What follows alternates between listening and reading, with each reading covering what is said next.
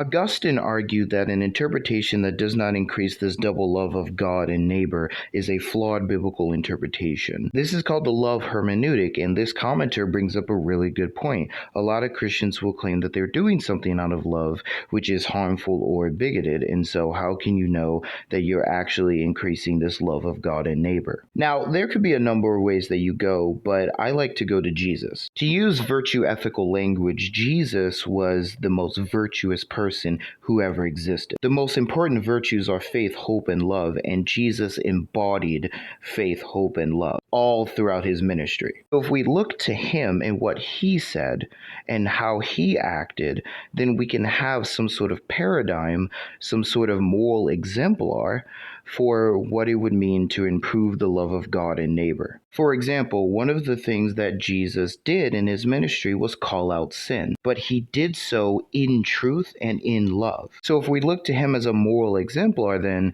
we too should call out sin, yes, but do so in truth and in love. And our interpretations of Scripture, therefore, should bear that out. So, based on this reasoning of the love hermeneutic using Jesus as a moral exemplar, then we can see that the Westboro Baptist Church, for example, is sinning. They're doing something horrific. They might claim to be loving people, but in reality, they are trying to speak against sin, but definitely not doing so in love, hence them, doing the marches that they've done and stuff.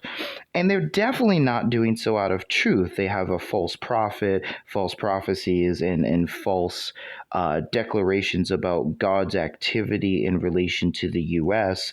that is causing some of these views. Another example is Jesus' advocacy and identification with the oppressed. Several Bible passages bear that out, one of which is my favorite, is when Jesus says that what you do to the least of these, you do also to me. So with regard to our interpretations, then, we should have interpretations that match the ethic of Jesus in fighting and advocating for the oppressed, for the low and trodden in society. Of course, remembering that the way you interpret Scripture in relation to the oppressed and the low in society is how you would treat Jesus. So this, for example, should stave off some of the racist interpretations of Scripture that have been promulgated throughout history. So using Jesus as a paradigm is paramount for the moral ethic of the Christian, and I think it can be paramount for our understanding of the love hermeneutic. Now, there are other really good questions you could ask as well, like,